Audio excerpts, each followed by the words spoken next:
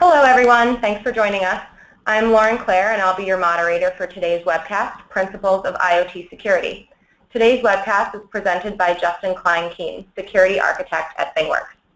Justin has over 15 years of information security experience and holds a master's degree in computers and information technology from the University of Pennsylvania. Justin is a trained programmer and as such approaches security from a developer's perspective. Justin is a member of the IoT IoT Project, the Industrial Internet Consortium Security Working Group, and Build It Securely. Thank you, Justin, for joining us today. If you'd like to ask Justin any questions during the webcast, please do so via the questions section of your GoToWebinar pane, and we'll address and answer them at the end. We'll also be sending out the webcast recording when it's made available. And now I'd like to hand it over to our presenter, Klein Keane. Great, thanks so much. Hello everyone, thanks for joining. So the goal of this webinar really is to talk about some of the basic principles of IoT security, which I worked with other folks involved in the IoT IoT project to outline. And so it made a lot of sense to sort of frame the discussion in terms of that effort, the IoT IoT project. So I'm the security architect for ThingWorx. So I focus on IoT solutions for PTC, but my involvement with OWASP, which is a globally recognized 503c nonprofit, is completely voluntary and is complementary to a lot of the work that I do here with ThingWorx, but is definitely independent. So I just wanted to point that out. So I'm going to talk a little bit about what we've been doing with the IoT IoT project, some of the ways that we've been attempting to sort of enumerate, categorize, and tackle some of the myriad challenges in security, and hopefully give folks resources that they can step away from this webinar with to go and ask deeper questions, maybe have a better understanding of the different challenges that face IoT in deployments today, and even some opportunities that you might have to get involved in the effort to make a more secure IoT deployment. So the OWASP IoT project is really an umbrella project. OWASP started out just focusing on web application security, so OWASP stands for Open Web Application Security Project. But as technology has evolved and OWASP has gained prominence, we've moved into a bunch of different fields, including cloud security, mobile security, and this is one of the latest initiatives that we're starting. So what we're trying to do basically is provide a clearinghouse for all sorts of different issues that affect IoT and provide guidance for end users, manufacturers, software developers, consumers, policy regulators, so on and so forth, to make more informed decisions about IoT. So the URL for the project is listed here on this slide. And it's easy to find via Google. So if you want to go and find the rest of this information, I'm going to be providing a broad overview, but there's definitely a lot more information on that website. So I want to start out by trying to frame the conversation about IoT and discuss, what IoT was. And there's a lot of different definitions, and I'm sure as everybody's familiar, Internet of Things is one of those terms that has a certain media hype associated with it. At its simplest, IoT really is just internet-connected devices. But I think there's a lot of confusion about IoT, and a lot of people sort of think about IoT as internet-controlled devices, which isn't necessarily what IoT is designed to be. IoT is designed to be internet-connected devices that can communicate to one another, as well as with command and control and end users, and involves a certain amount of autonomy, especially at large scale. So it's definitely important to remember. So when thinking about IoT security, most people will very quickly sort of think about a lot of the popular news stories that come up. The most recent and sensational of which is the Jeep car hacking by Charlie Miller and Chris Valasek, pictured in the lower right-hand corner of this slide. They're great researchers, and they spend a lot of time doing this. Charlie Miller has a long and storied history working in security. He started out as an NSA mathematician and cryptographer and has moved on from there. But prior to that, we also saw, cases where baby monitors were hacked and people were taking control of remote baby monitors. And then there's just this sort of general hardware hacking trend. Probably one of the most visible people leading that initiative is this guy, Sami Kamkar. He's actually the guy who wrote the Sami worm, which was a MySpace crippling worm that broke out several years ago. And he's gone on to actually have a very distinguished career in information security. But the reason I bring these up is because I think this is what most people think about when they think about IoT security. You know, and after sort of the baby monitor hack, a lot of people in information security started to refer to IoT security as junk hacking.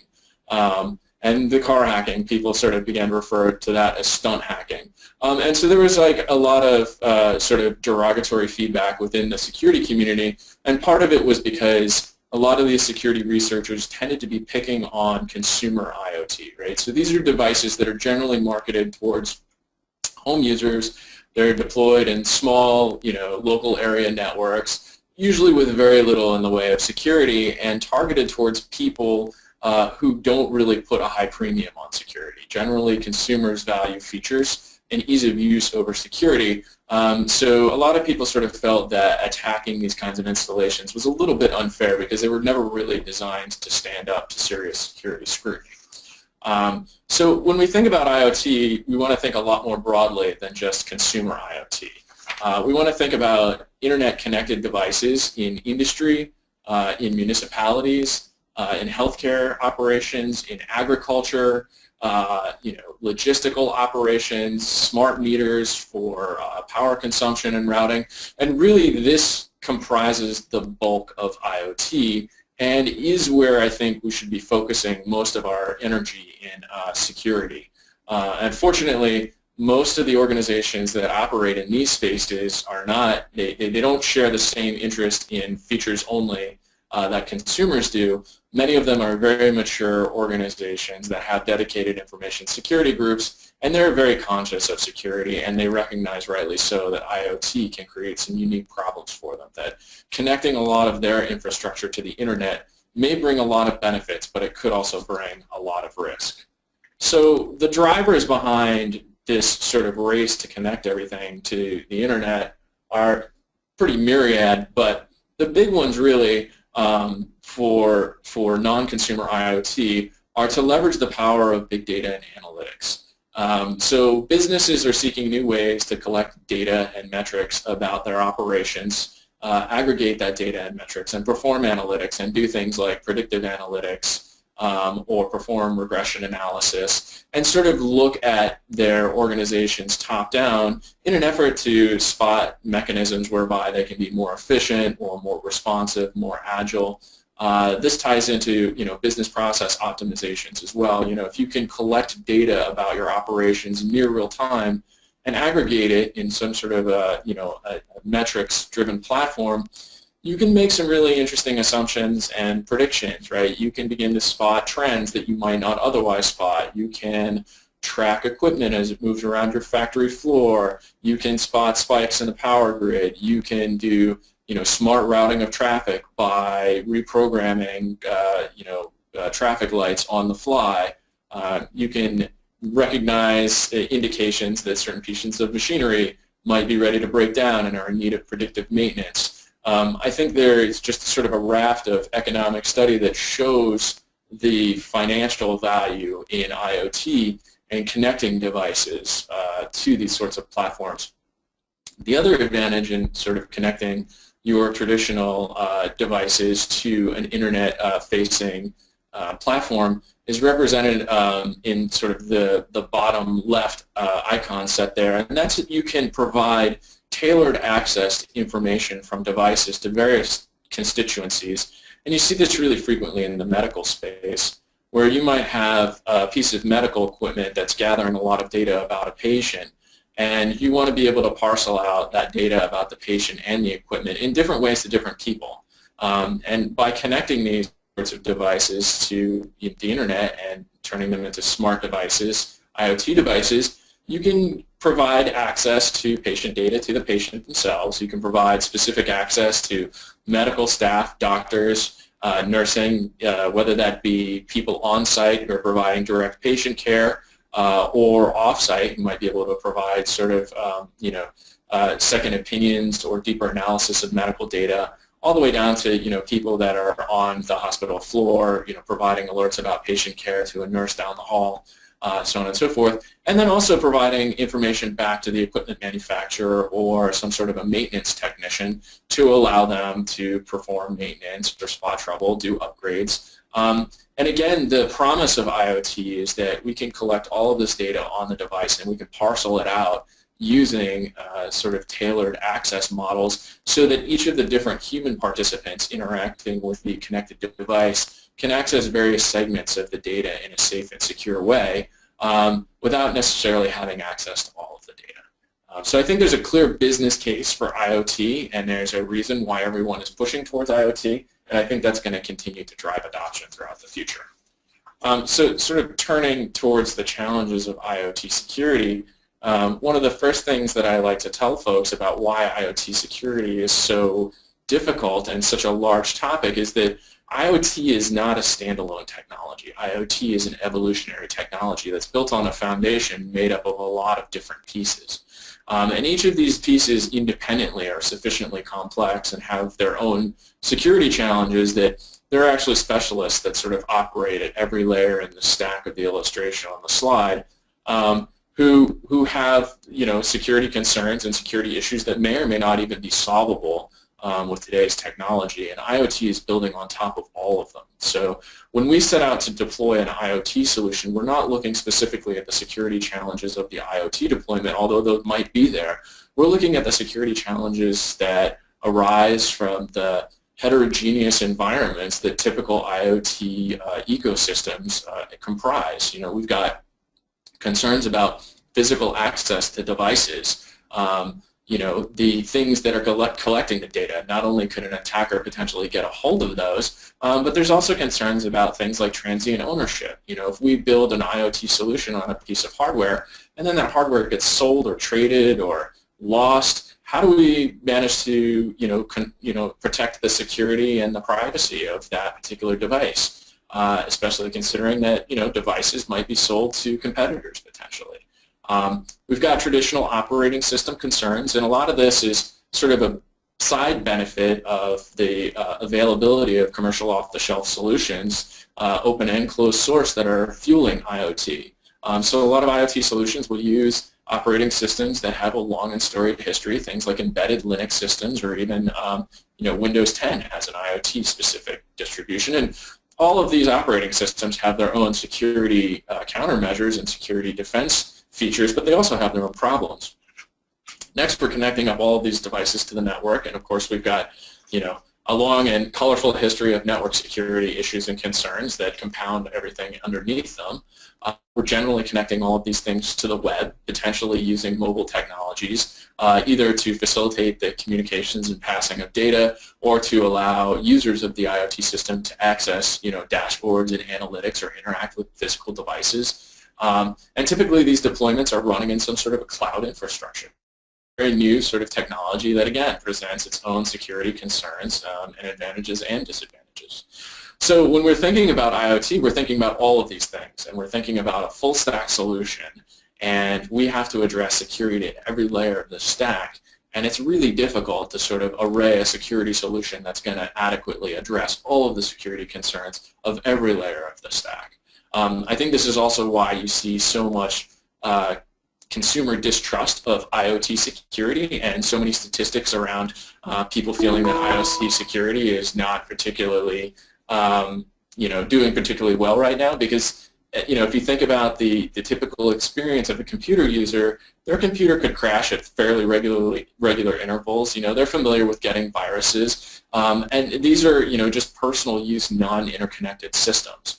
And so they're sort of looking at this stack and saying, wait a second, professionals can't even secure the bottom 4 layers. How are they possibly going to produce an IoT solution that's going to secure everything? And so this is the challenge that we're working on.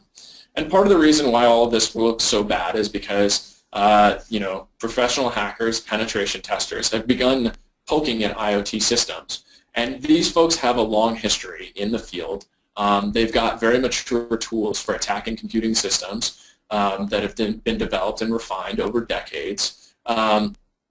they've been able to turn these tools at IoT systems, and particularly at specific pieces of the IoT stack, and smash holes in them and find problems. Additionally, the attackers typically have physical access to your deployment, which makes securing IoT extremely hard. With a traditional web application, an attacker can't actually get a hold of your web server and decompile your code and look through it to see if you've made any mistakes. But with IoT, you're placing your code on the hands of physical devices that typically you're giving to folks that may be able to break in. On the flip side, we have people who are beginning to build IoT systems, or rushing to build IoT systems, and they're looking for, sort of secure design models for developing IoT ecosystems that meet certain security minimums. And right now, the community is very immature around IoT security, and we don't have very good methodologies or architectural or design models for developers to look towards. Additionally, if you're a developer and you look online for documentation about how to build a secure IoT ecosystem, you don't really find very much. There's nothing in the way of sort of security-minded toolkits for typical IoT deployments. And furthermore, we don't really see many successful models. There aren't very many IoT vendors that are standing up and saying, look at our system, it's a model for security, emulate the work that we've done. So the result is typically developers will try and cobble together solutions out of the available tools, and they'll build off a stack that they may or may not understand very well, typically utilizing components that may contain very subtle security implications that aren't understood by the people that are standing them up and building them, and then deploying these ecosystems in a way that doesn't provide any visibility into the attack surface or the security vulnerabilities that might present within the ecosystem. And at the end, the attackers really have a field day when they go to attack these systems. So Hewlett-Packard has released a fairly comprehensive white paper. It's a study on IoT security that mainly focuses on consumer devices, and their analysis and assessment was that the state of IoT security is pretty abysmal right now, and a lot of work needs to be done. And two of the main founders of the OWASP IoT project actually started at Hewlett-Packard and were involved in this effort, and that was their impetus for getting involved in this process. Luckily, testing sort of industrial and municipal, agricultural, and other sort of commercial IoT deployments is a little bit trickier for testers.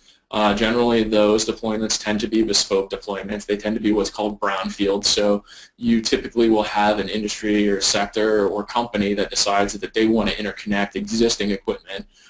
So the IoT ecosystem is built on top of existing IT or operational physical infrastructure.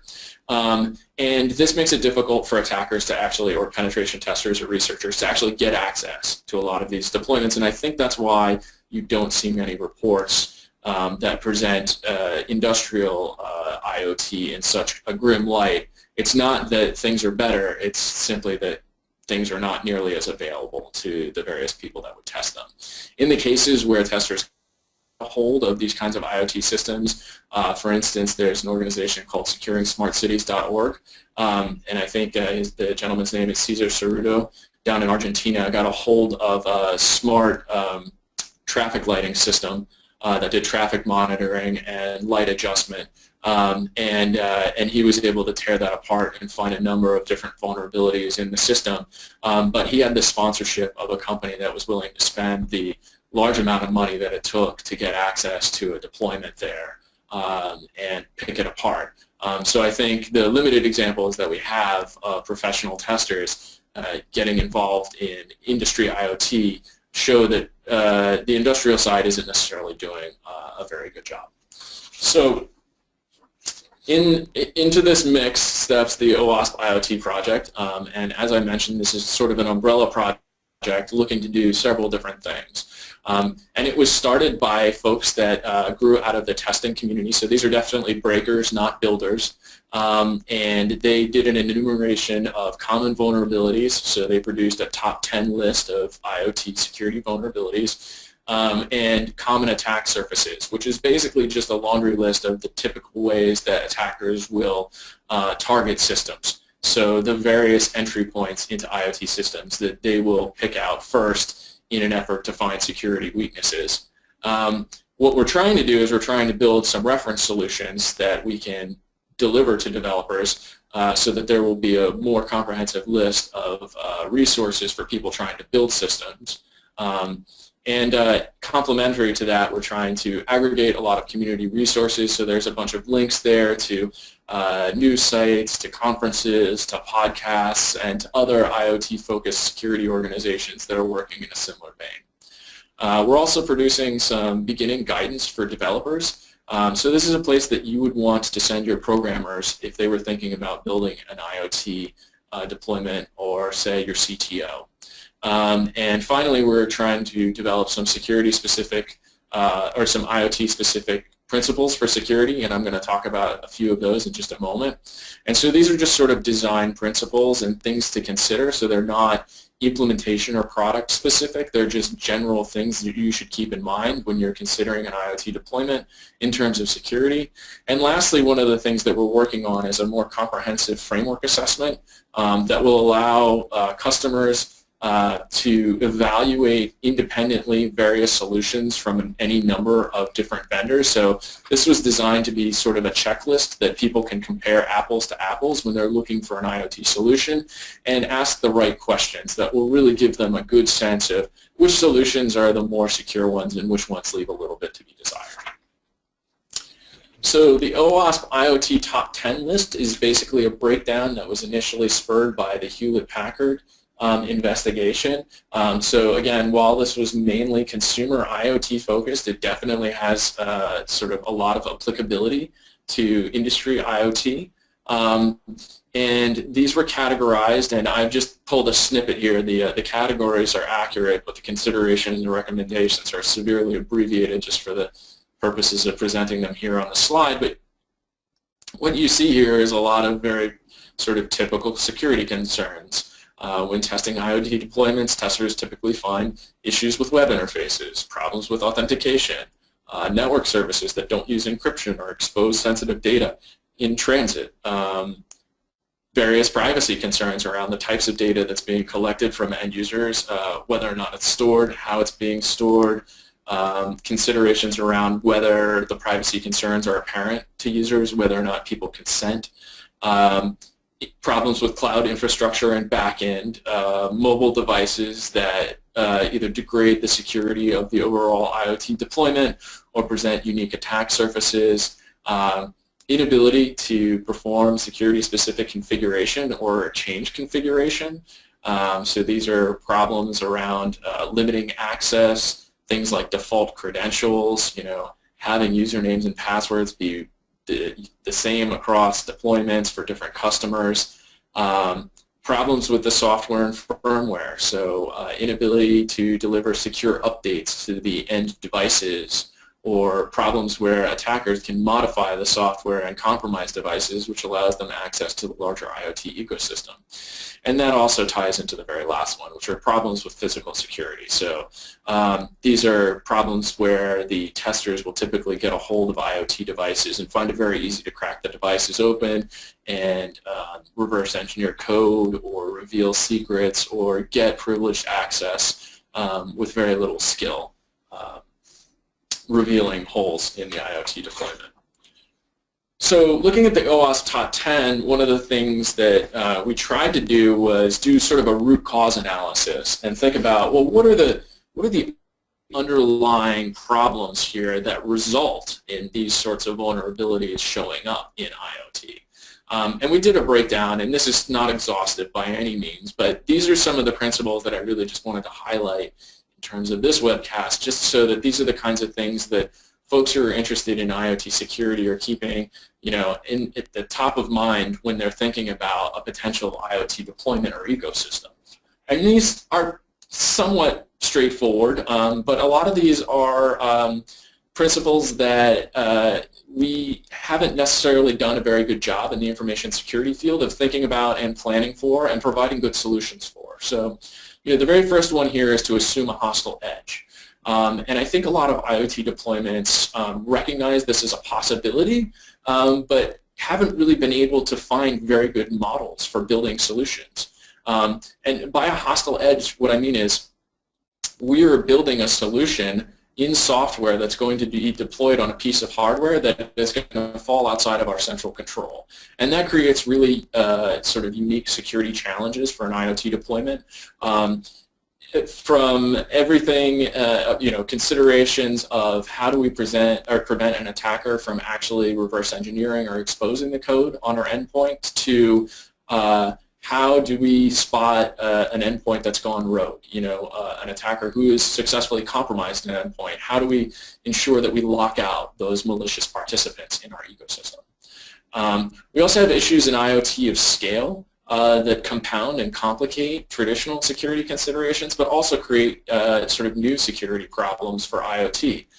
For instance, the scale of IoT itself really creates interesting new twists on old problems like denial of service, right? So with a denial of service attack, the attacker basically is trying to overload a single point of failure to try and cause an entire system to collapse, to be unresponsive to new participants. And the scale of IoT and the way that we deploy IoT typically means that we'll have, say, 1 million connected devices that are all turned on at the same time, which can result in a self-denial of service condition where merely by virtue of standing up the system, we're causing it to crash.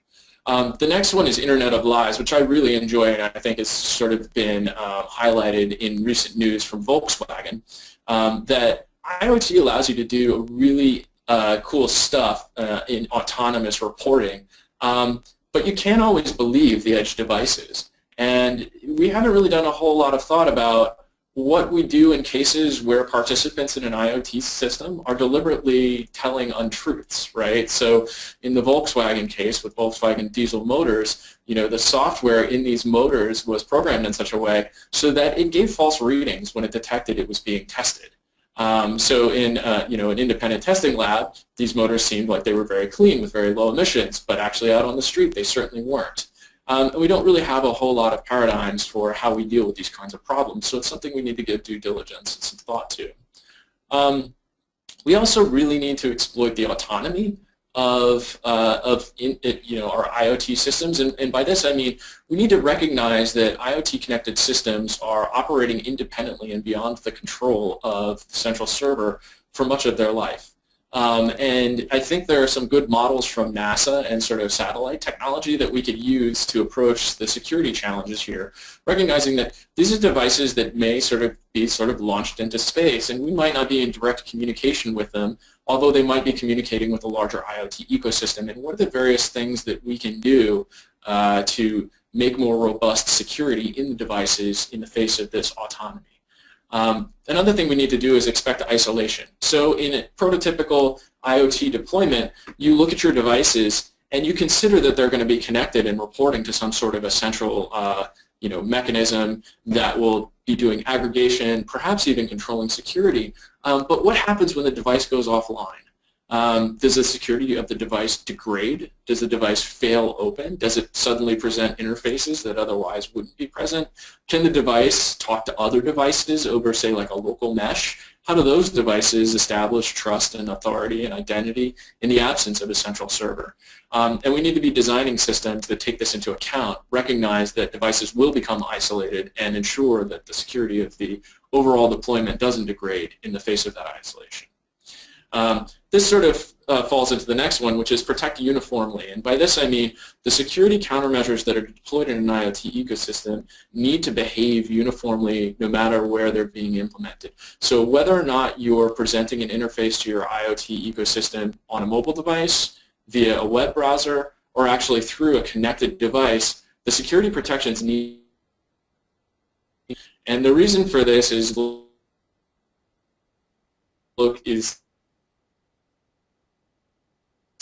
denoted as the third pass that attackers, if you have a mobile interface to your IoT infrastructure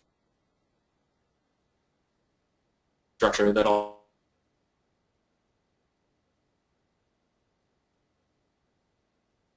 allows a user to get access with a 4-digit authentication, that 4-digit PIN countermeasures down to the level of the 4-digit PIN. So we need to be making sure that we're all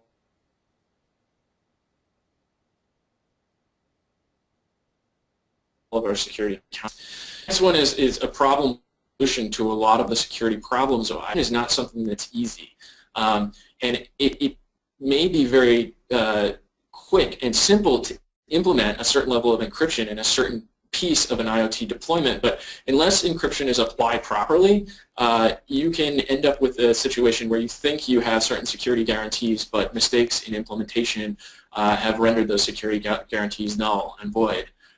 So things like the exposure of private keys in a public-private key infrastructure, utilizing a uniform encryption key across all devices and shipping that encryption key into the hostile edge, or even just making silly developer mistakes, and this can happen quite frequently. We also need to be making sure that we're performing system hardening. So what this means is that we need to be looking at every layer of the stack in our IoT deployment and thinking about what can we do to make each layer more secure, independently and working together. We need to limit what people get access to. So typically in IoT, there is sort of an impulse to enable features to attract customers. And while having a diverse feature set is always attractive to customers, we shouldn't necessarily ship with those features enabled. If a feature isn't necessarily needed in a particular deployment, we need to disable it.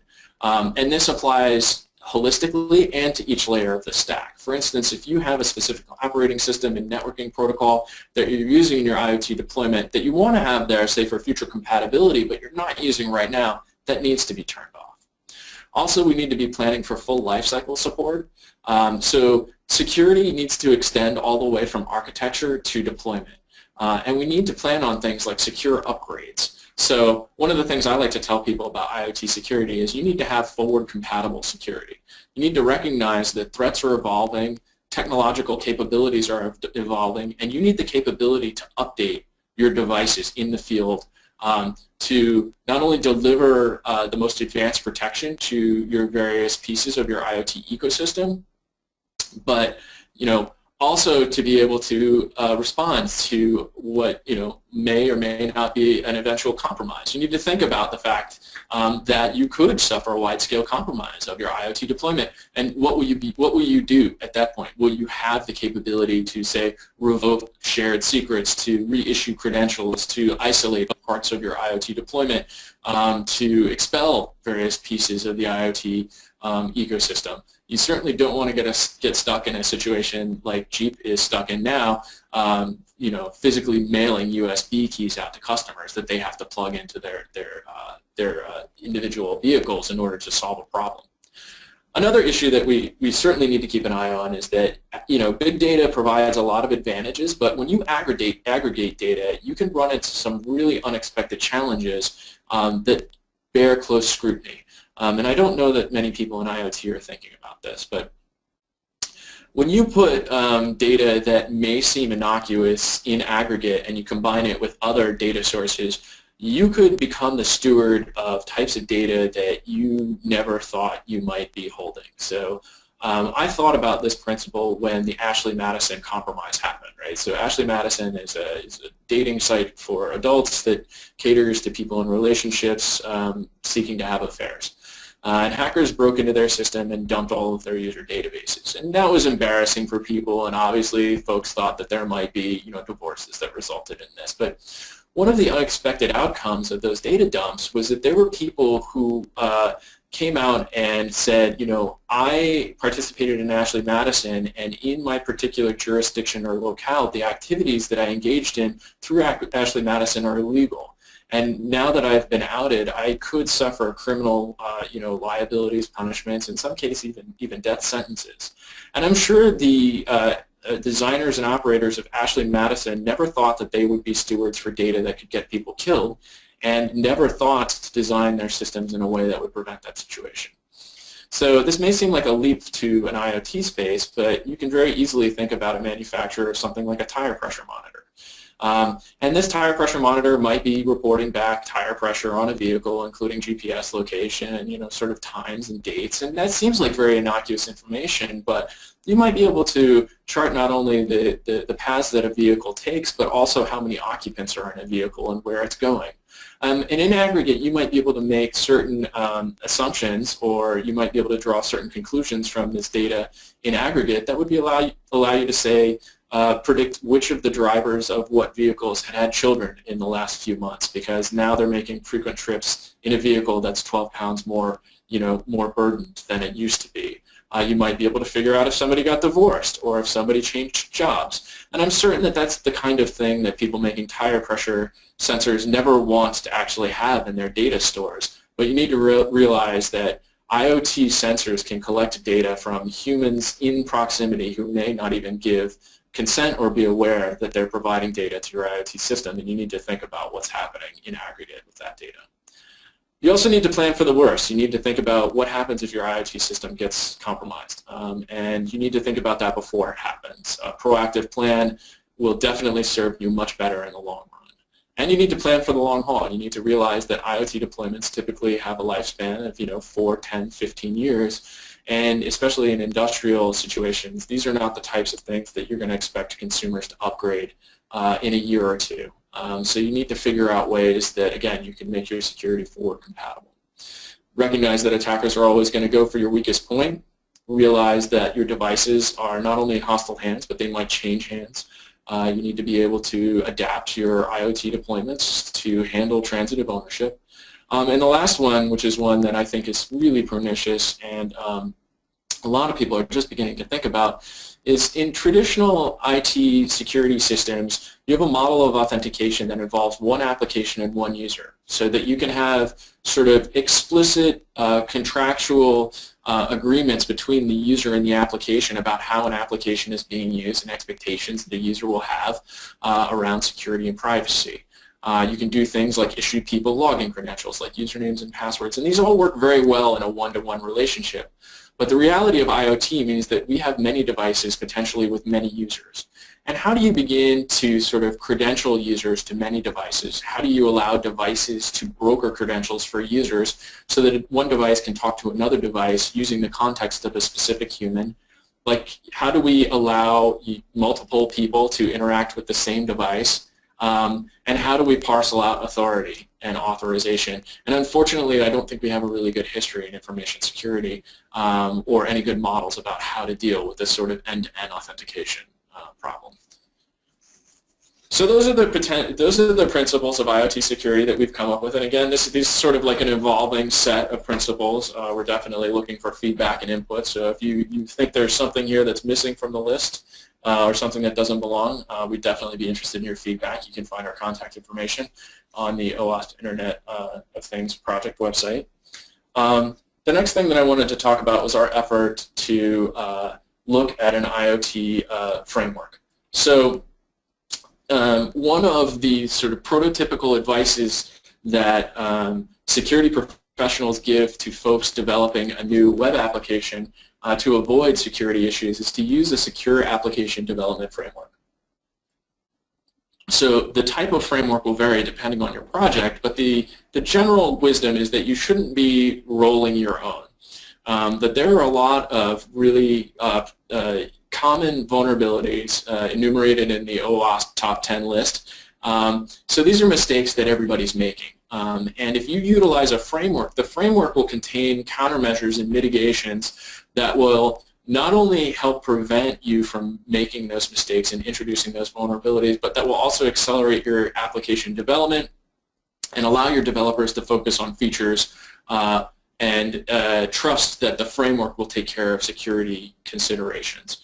And we want to apply the same model to IoT. So we tried to develop this framework assessment that we would use as sort of a blueprint or a checklist that customers could then go and search out all of the various development frameworks for IoT that are available online and run through this checklist and ask vendors, hey, how do you do this? How do you do this? How do you do this? So that you could develop your own matrix of sort of security capabilities and then choose the framework that was best for you. So we based the framework on a prototypical IoT deployment, which looks kind of like the illustration on the slide. So you sort of have your smart device, which is communicating potentially to other smart devices and or the internet. And a lot of times these devices don't have the horsepower to communicate directly to the internet, so they're using something like a gateway. So this is a bridge or a broker that will collect information from the edge, translate it into a format that's much more easily digestible or usable via the cloud framework, and then pass that along to some sort of centralized web application cloud infrastructure. And so that's the third component, is sort of the cloud backend to your IoT deployment. That's doing data aggregation, it's doing your metrics, providing your logistics and managerial dashboards, giving you sort of an overview and insight into your overall deployment. And then finally, we find that most IoT deployments have some mobile component. And the power of these mobile components vary. The mobile component might just be sort of a mobile interface into your cloud dashboards. It might be a mechanism to control your gateways, or it might even be a mobile application that allows you to control the actual edge devices with or without the intervention or assistance of the central cloud portion. So breaking this down into edge, gateway, cloud, and mobile, we sort of made a list of questions that you can ask about the framework to assess the security maturity. And I just have a few of these listed here. The project website has a much more exhaustive list, including a little bit more explanation about it. But so these are some of the questions that you should be asking about the capabilities of a development framework for the edge when you're looking at an IoT framework. Things like, can the edge encrypt communications to the gateway? Can it encrypt communications to the platform? How is data on the edge stored? Is it stored in a secured format? Is that format encrypted? How is it protected from, say, someone who has physical device or physical device access? How is the device doing logging? Is it doing its logging locally? Is it shipping logs off remotely so that someone can notice if something goes weird? Are there security capabilities in the logging? Is there any logging? How is the edge updated?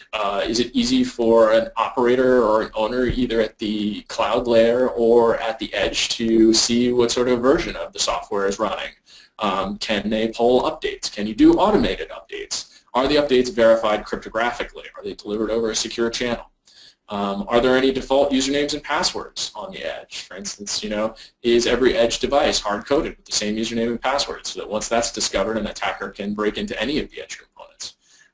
What are the offline security features of the edge framework? Can the edge enforce security constraints even without the gateway or the cloud or the mobile? How are things protected when the device is taken offline? Does security degrade in those circumstances? And finally, how is transitive ownership addressed? Can the edge framework delete data? Can it wipe and do a factory reset? Can it segregate data based on ownership?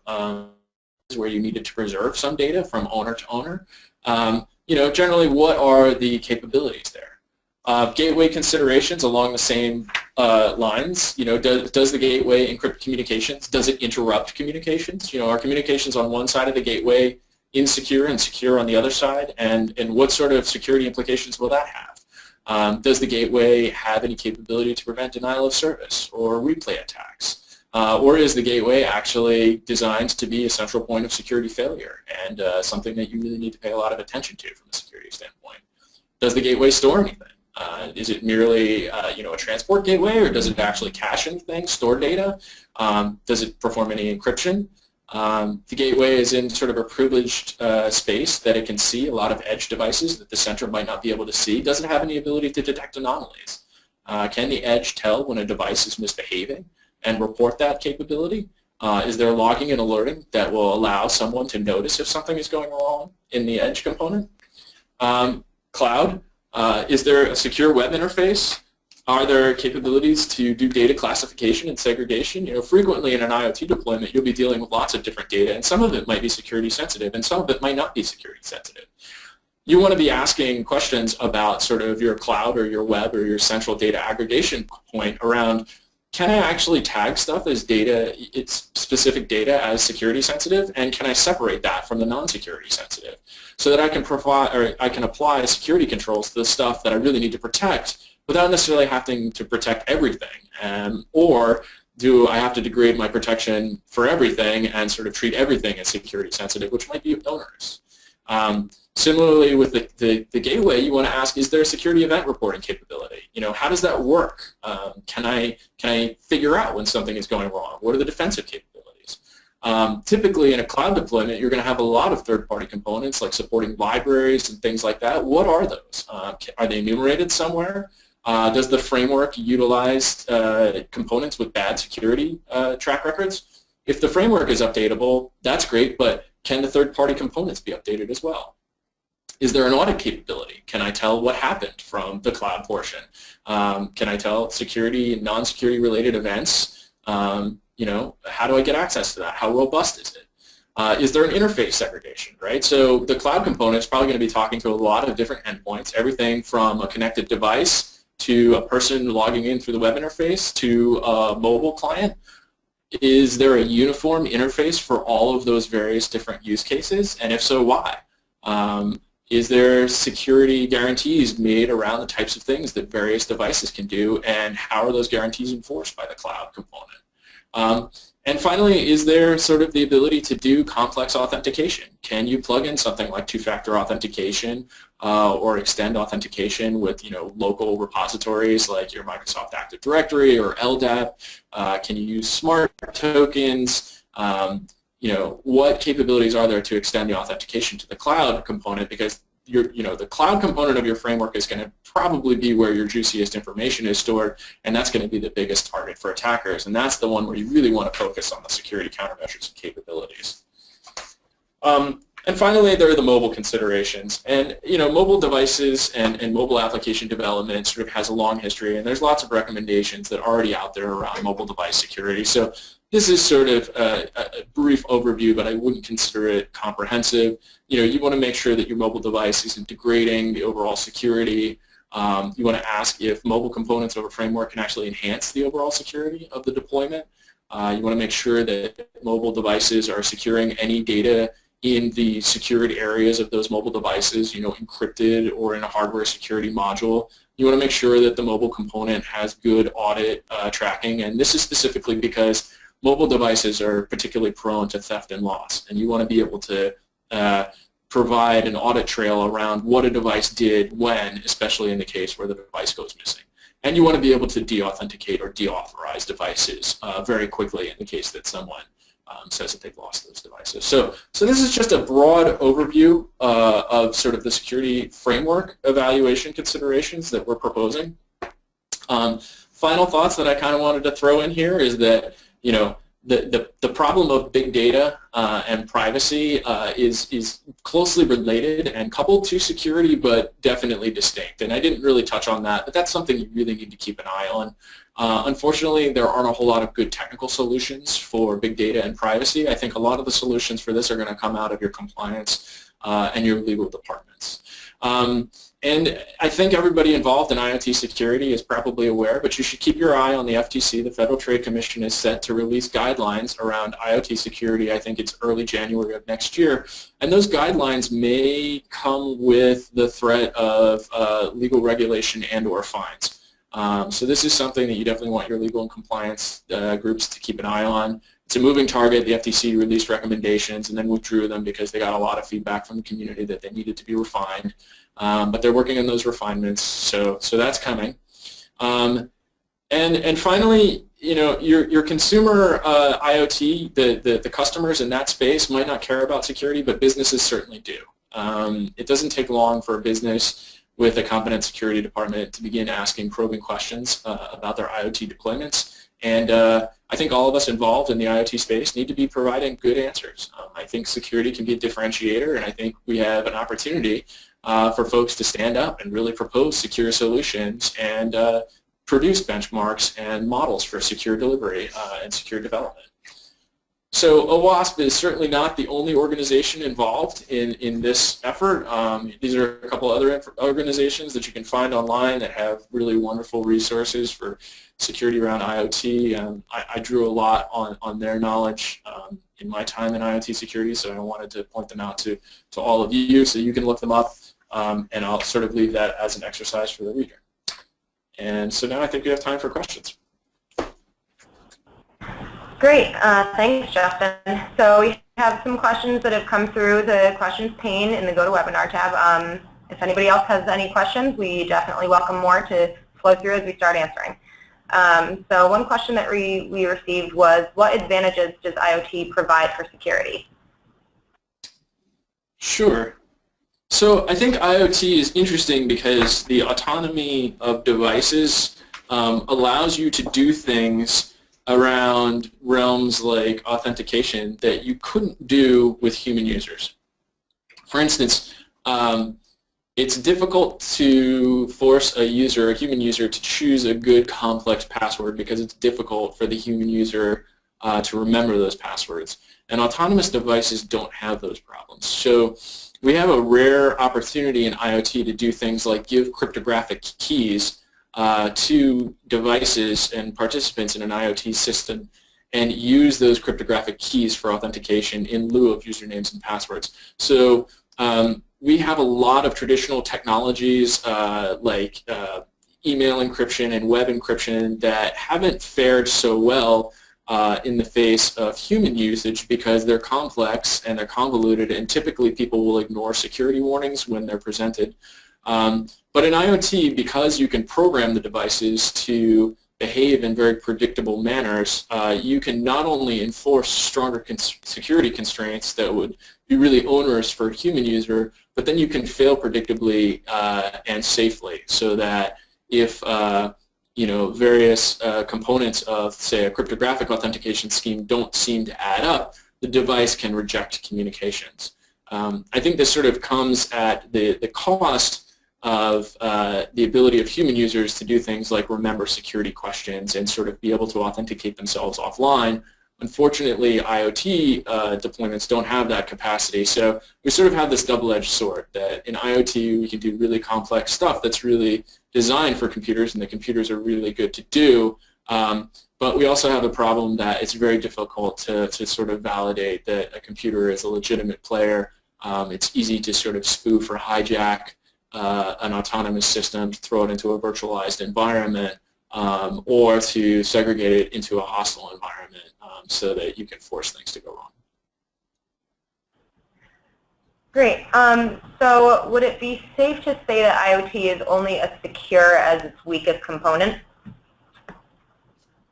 Definitely. Although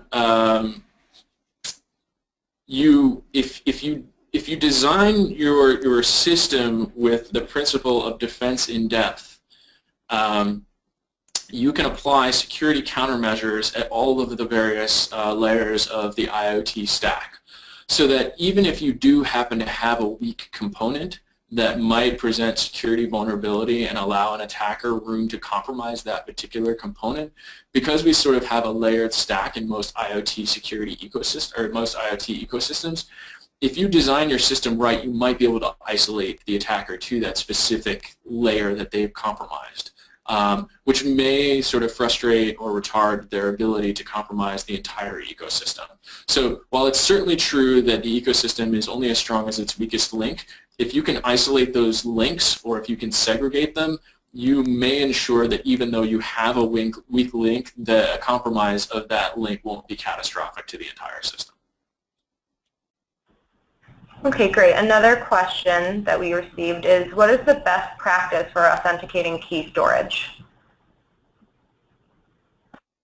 Authenticating key storage. So I'm not sure if that means to authenticate that a key storage on a device is legitimate or to authenticate using a key store, but I'll assume the former.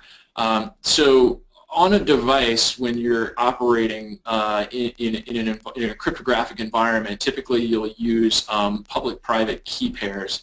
And so the public key pair is designed to be exposed, but the private key pair needs to be placed somewhere securely.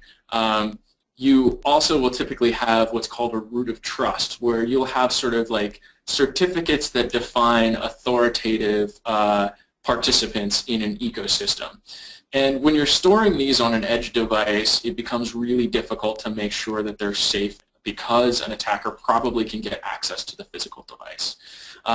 So I would say, as a general rule, if you have a key store, you should be focusing on storing that in some sort of a hardware security module, which is typically a piece of silicone burned onto a chip or soldered onto a chip that has tamper resistance and that presents interfaces that will only allow sort of safe cryptographic functions, so that it becomes very difficult for an attacker to extract security-sensitive cryptographic material. And this isn't to say that it's impossible. There've been a lot of folks, one security researcher named Travis Goodspeed has been very good about, or very effective at taking these hardware security modules and peeling them apart using chemical overlays and exposing them to electron microscopes and actually looking at the circuitry inside them and extracting private key material, even though these devices are designed to hide it. So it's not a foolproof solution, but if your edge has some sort of a cryptographic hardware security module, you definitely need to use it. But your root of trust from a cryptographic key store is going to be variable. So if you can have a hardware root of trust, that's obviously the best. So that's a piece of the actual physical silicon that you can put all of that trust store in. Above that trust store, though, you have an operating system root of trust. So this is typical for most desktops, where your security certificates are managed by your operating system. It's not as good as a hardware security root of trust, but it's better than the next layer up, which is sort of a software root of trust. So typically in an application, you may have sort of cryptographic capabilities and trust stores, either say like in a database, or say like Java has an ability to create a key store that'll run in the Java virtual machine. These are not as safe or as sound as an operating system or hardware root of trust, but they're better than nothing. You need to recognize that a compromise of the hardware or the operating system will compromise your software root of trust. And then at the top layer, you have a network root of trust. And this is probably the weakest, and I wouldn't advise it, but in some cases it's the only thing you can do. And in these cases, you're basically storing cryptographic material on another machine that's accessible over the internet. And that becomes really dangerous because you have to make sure that you protect those lines of communication to and from the edge, but it is a possibility. So the best practice is to use hardware and then default up from there, from hardware to operating system to software and finally to network. Okay, great. We have about 2 minutes left, so I'll try to sneak in 2 more questions. Do you think the government is likely to regulate IoT security? I think it's highly likely. I think the FTC has produced a bunch of guidelines. They have a white paper called, I think, Start with Security that outlines security best practices, and it's mainly targeted towards startups, but they outline, I think, 50 cases where they find businesses for failure to follow what they term as best practice. So these weren't even necessarily like legal regulations. These were just cases where companies failed to, protect consumer data to the satisfaction of the FTC, that resulted in fines being levied against these organizations. So with the FTC set to release their IoT security guidelines, I think it's highly probable that you'll see them move into this arena. Right now, though, there's a lot of uncertainty, though, because many businesses have been sort of advocating for the government to stay out of IoT security because they feel it'll stifle innovation. And I think those voices have been heard in Washington as well. So I think it's definitely one of these situations where we need to watch this space very carefully and keep an eye on what we think might happen. And it'll be better for the industry if we move proactively and demonstrate that we can self-regulate instead of waiting for the government to come out with regulations. Okay, and lastly, have you seen any indications of combining components that are reducing security of individual components? For example, using a cell phone with a wireless router? Yeah, and I think this happens all the time, and a lot of times it's unintentional. So, a lot of times people, when they're designing a product, will architect it in such a way that they'll take into account the various components and the security implications. The problem is, once you get into a real-life deployment, you see drift. And you see cases where somebody wants to connect up another device, and they just can't. And so you might have a configuration alteration to sort of take into account that new reality. that will degrade the overall security. You know, somebody might make firewall changes, they might introduce new technology stacks that present vulnerability. The other case where I've seen this happen a lot is where you have very weak edge components that aren't capable of doing complex cryptographic exchanges, so they can't do things like transport layer security, or they can't even do things like, you know, TCP/IP to do web traffic. And so you'll see developers using protocol suites like Bluetooth Low Energy, which provide very little in the way of security guarantees. And yet, this is some of the most security-sensitive information that maybe is being produced in the ecosystem.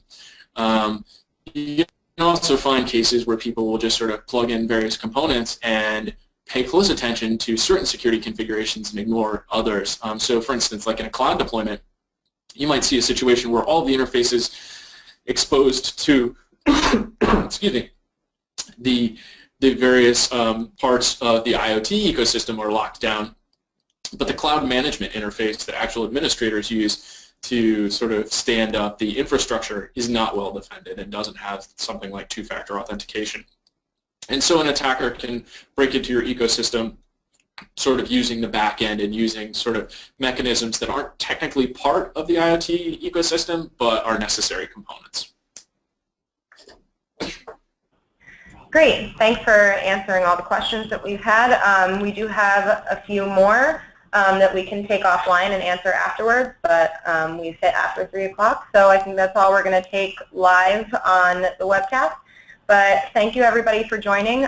Keep an eye out for a follow-up email that will be sent out in the next day or so to all registrants that will have the recording, and we can also answer the additional questions that we didn't get to on the live broadcast. Thank you, Justin, and thank you to everyone that joined us today. Thank you. Thank you. Bye.